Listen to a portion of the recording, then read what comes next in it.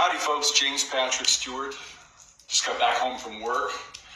Happy to be here, about to grab some dinner, but I'm going to read you a story real quick because we do that around here on a Friday. This is by Dr. Seuss. This is the Larynx. Sorry, the Lorax. Yeah, you know the Lorax. Goes a little something like this. At the far end of town where the grickle grass grows, and the wind smells slow and sour when it blows, and no birds ever sing except for some old crows, is the street of the lifted Lorax.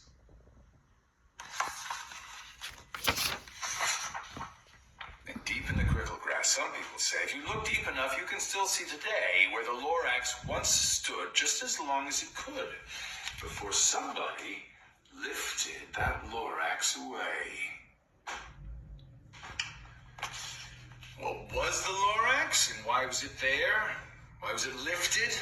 Taken somewhere from the far end of town where the grickle grass grows? Well, the old Onceler still lives there. Ask him. He knows.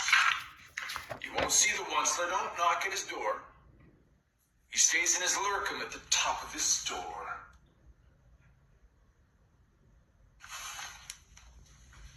Lurks in his lurkum, cold under the roof, where he makes his own clothes out of myth-muffled moof, and on special dank midnights in August he peeks out the shutters, and sometimes he speaks and tells how the Lorax was lifted away. He'll tell you, perhaps, if you're willing to pay. On the end of the rope, he lets down a tin pail.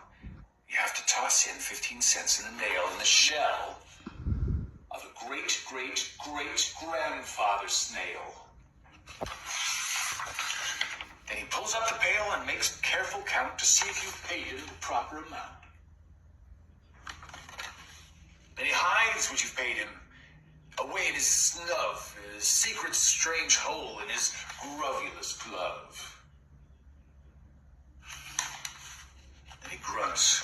I will call you by whisper-my-phone, for the secrets I tell you are for your ears alone. Then down slops the whisper-my-phone to your ear, and the old Onceler's whispers are not very clear, since they have to come down through a snurgly hose. And he sounds as if he's got small bees up his nose.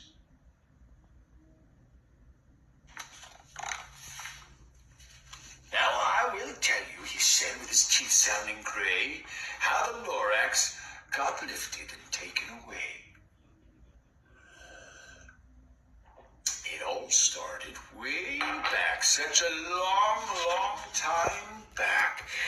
Way back in the days when the grass was still green and the pond was still wet and the clouds were still clean and the song of the Swami swans rang out in space. One morning I came to this glorious place and I first saw the trees, the truffula trees, the bright colored tufts of the truffula trees, mile after mile in the fresh morning breeze. Under the trees I saw brown barbaloots, frisking about in their barbaloot suits, as they played in the shade and ate truffula fruits.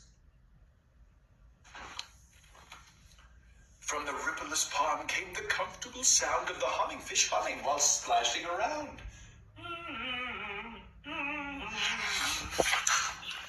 But those trees, oh those trees, those truffula trees, all my life I've been searching for trees such as these. The touch of their tufts, softer than silk, and they had the sweet smell of fresh butterfly milk. Oh, I felt a great leaping of joy in my heart. I knew just what I'd do.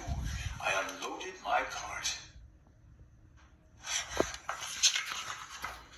In no time at all, I built a small shop. Then I chopped down a truffula tree with one chop, and with great skillful skill and great speedy speed, I took the soft tuft and I knitted a thneed. The instant I'd finished, I heard a gazump. I looked, I saw something pop out of the stump of the tree I'd chopped down. It was a sort of man. Describe him? Well, that's hard. I don't think I can. He was shortish and oldish, brownish and mossy. He spoke with a voice that was sharpish and bossy. Mister, he said, achoo, with a sawdusty sneeze. I'm the Lorax. I speak for the trees. I speak for the trees, for the trees have no tongues, and I'm asking you, sir, at the top of my lungs. He was very upset. He shouted and puffed. What's that thing you've made out of my truffle tuft?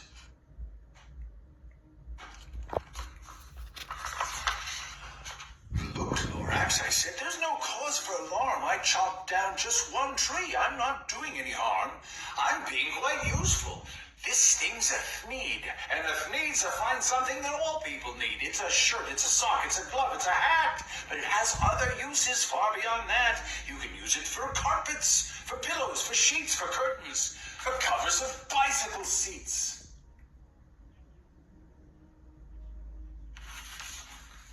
The Lorax said, Sir, you're crazy with greed. There's no one on earth who would buy this fool, thneed, but that very minute I proved he was wrong.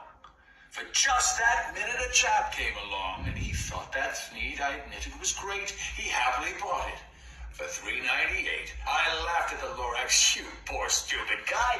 You can never tell what some people will buy. I repeat, cried the Lorax, I speak for the trees. I'm busy, I told him. Shut up, if you please. I rushed across the room, and in no time at all, I built a radio phone. I put in a quick call. I called to all my brothers, my uncles, and aunts. I said, listen here, here's a wonderful chance for the whole Onceler family to get mighty rich. Now get over here fast. Take the road to North Nitch. Turn left at Weehawk and sharp right at South Stitch. And in no time at all, the factory was built. The whole Onceler family was working full tilt. We were all knitting thneeds, just as busy as beads, to the sound of the chopping of truffle trees.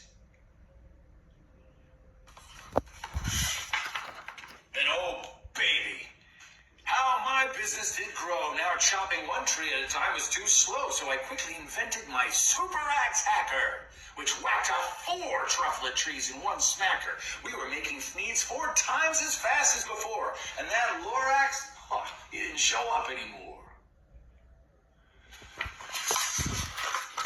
But the next week, he knocked at my new office door. He snapped, I'm the Lorax who speaks for the trees, which you seem to be chopping down as fast as you please. But I'm also in charge of the brown barbaloots, who played in the shade in their barbaloots suits and happily lived eating truffle fruits. And now, thanks to your hacking my trees to the ground, there's not enough truffle fruit to go round. And my poor barbaloots are all getting the crummies because they have gas and no food in their tummies. They love living here, but they can't stay. They'll have to go find food. I sure hope they may. Good luck, boys, he cried, as he sent them away. Well, I, the Onceler, felt sad as I watched them all go, but business is business, and business must grow, regardless of crummies and tummies, you know. I meant no harm. I most truly did not.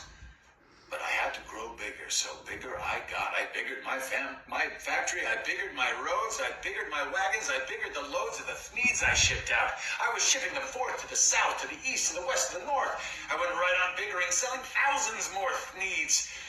And I biggered my money, which everyone needs. And again he came back. I was fixing some pipes when that old nuisance Lorax came back with more gripes. I'm the Lorax. He coughed and he whiffed, he sneezed and he snuffled, he snarled and sniffed. Onceler, he cried with a cruftless croak. Onceler, you're making such smogulous smoke.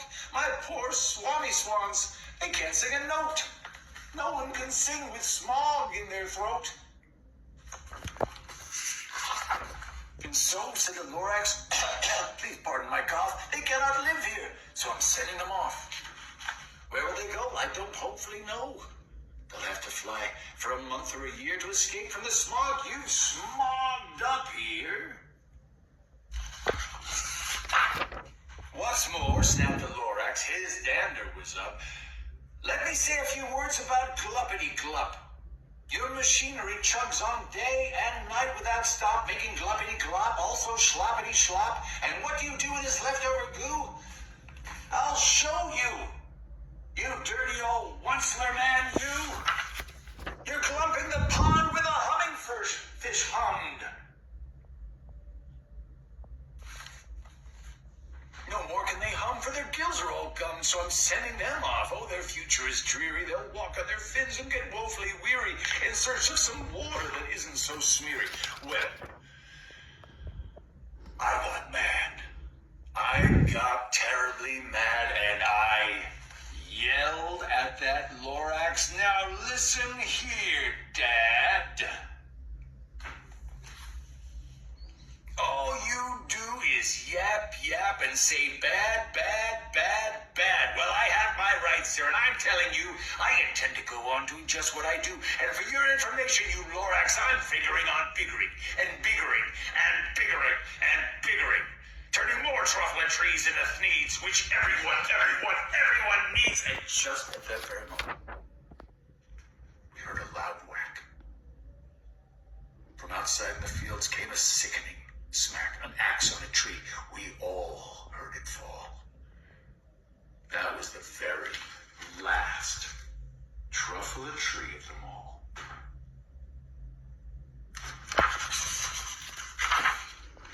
No more trees, no more needs, no more work to be done.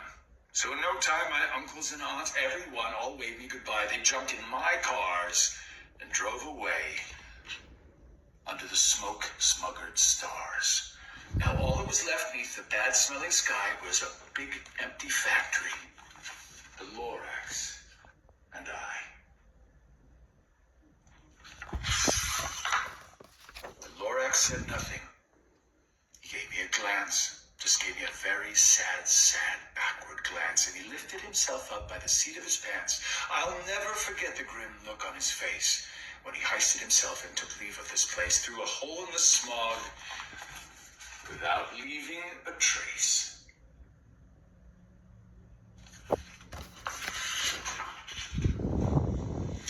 And all that was left here in the mess was a small pile of rocks with one word: unless. And what does it mean? I just couldn't guess. But that was a long time ago, and each day since that day I've sat here and worried away through the years. While my buildings have fallen apart, I've worried about it with all of my heart. But now, said the once-ler, now that you're here, the word of the Lorax seems perfectly clear. Unless someone like you cares a whole awful lot, nothing is going to get better. It's not. So, catch, calls the once-ler, and he let something fall.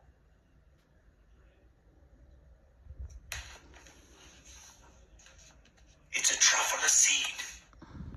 It's the last one of all. You're in charge of the last of the truffle seeds, and truffle trees are what everyone needs. Plant a new truffle. Treat it with care. Give it clean water. Feed it fresh air. Grow a forest. Protect it from axes that hack. And then the Lorax and his friends, maybe then, will come back.